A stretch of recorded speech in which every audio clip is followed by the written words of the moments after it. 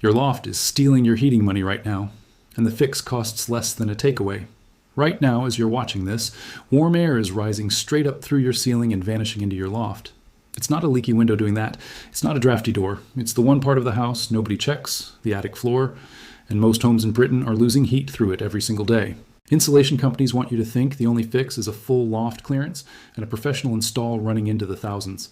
Before they ban this video for saying it plainly, that's not true. There's a cheap upgrade that closes the gap those big installs miss, and you can do it in an afternoon. Let's talk about why your loft is costing you money in the first place. Heat doesn't just disappear, it moves. It always moves from warm to cold, and in winter your house is the warm side and the loft is the cold side. Warm air rises. It pushes up against your ceiling, finds every gap it can, and escapes into that cold, empty space above your bedroom. And most homes already have some loft insulation. Rolls of mineral wool laid between the joists, maybe put in decades ago, maybe topped up once. And here's the problem. That insulation is doing half a job. Insulation laid between the joists stops heat rising straight up through the gaps. But the joists themselves, the wooden beams running across your loft floor, are usually left bare. Timber is a much better conductor of heat than the air pockets in wool insulation. So heat finds the path of least resistance. It runs straight up through the timber joists like a motorway, right past your insulation, and out through the roof. This is called thermal bridging, and it's the reason so many homes with insulated lofts still feel cold. You've blocked the gaps but left the bridges wide open. Homeowners usually respond to a cold house one of two ways. Either they crank the heating up and pay for it every month, or they call a company for a full loft re-insulation, which can run into the thousands once you add labor, disposal of old material, and sometimes boarding. But here's the truth the big installers don't lead with. The single biggest upgrade for the money isn't more insulation piled on top. It's a second crossed layer that covers the joists themselves. And that's a job you can do yourself for a fraction of the price. Before you touch anything, get up there and actually look. Take a torch, wear a mask and gloves, and mind where you step. Only walk on the joists themselves, never on the ceiling between them, or you'll be introducing yourself to your living room from above. Depth of existing insulation. Push a ruler down through the wool to the ceiling below. Current UK guidance for loft insulation depth is around 207 mm for mineral wool. If yours is sitting at 100 mm or less, that's your first sign it was installed decades ago and never topped up. Gaps and thin patches. Insulation gets shoved aside by cables, water tanks, or storage boxes over the years. Look for bald patches where you can see bare joist or ceiling below. Every one of those is a direct heat loss point, compressed or damp insulation. If the wool feels flat, matted, or damp to the touch, it's lost most of its insulating power. Wet insulation conducts heat rather than blocking it, so this needs sorting before you add anything on top. Drafts at the eaves. Feel around the edges of the loft, where the roof meets the outer walls. A cold draft here usually means gaps around the eaves that are letting cold air wash straight under your insulation. Exposed joists. This is the one almost nobody checks. Look along the tops of the wooden beams running across the loft floor. If you can see bare timber running in straight lines through your insulation, that's your thermal bridging. And it's the part this upgrade fixes. Take a mental note, or better yet, some phone photos of where your joists run and how deep your current layer sits. That's your starting map. Loft boards are lengths of timber batten, only if you plan to cross the loft, kept away from stepping directly on ceiling. A head torch, since you'll need both hands. Free foam sealant or expanding foam for gaps, and small holes, loft insulation supports or netting, if boarding over pipes or eaves. Step 1. Clear and inspect. Remove any boxes or debris from the loft floor. You need clear access to lay insulation properly, and you can't judge coverage with a stack of Christmas decorations in the way. Step 2. Top up the existing layer. If your current insulation is below the recommended depth, lay a fresh layer of mineral wool between the joists first. Press down gently so it fills the cavity without being compacted. Compacting insulation actually reduces its effectiveness because it's the trapped air pockets doing the insulating work, not the material itself. Step 3.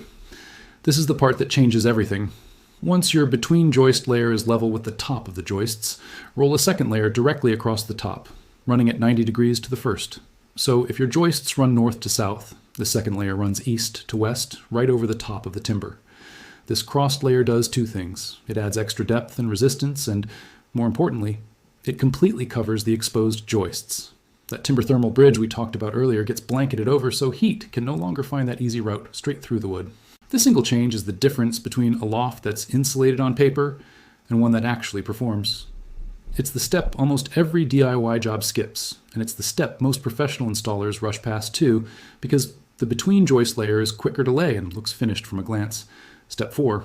Mind the eaves, not the vents. Push insulation right out towards the edges of the loft, but leave a gap at the eaves where the roof meets the outer wall, usually a hand's width.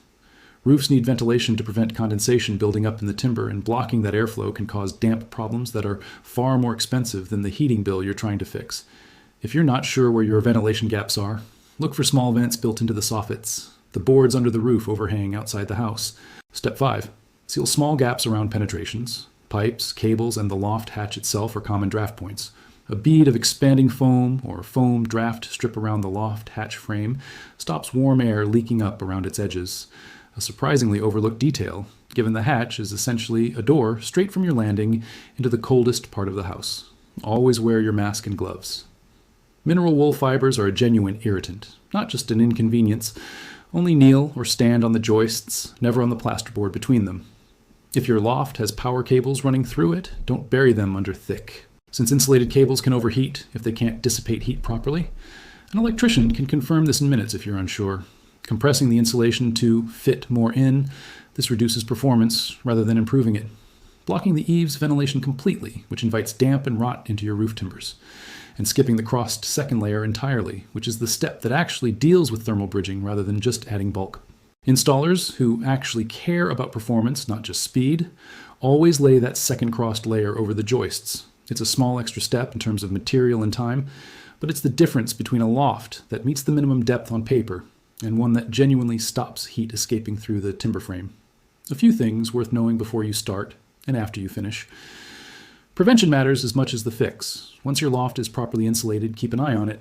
Don't let stored boxes compress the wool over time, and if you ever have loft cabling or plumbing work done, make sure the insulation gets put back properly afterwards, rather than shoved aside and forgotten. Choosing your insulation type. Mineral wool, glass wool, or rock wool is the most common and cost-effective choice for a DIY top-up. It's affordable, easy to handle, and widely available. If you're dealing with a very tight loft space or want something with better resistance per centimeter, rigid insulation boards are an option, but they cost considerably more and are trickier to fit around obstacles.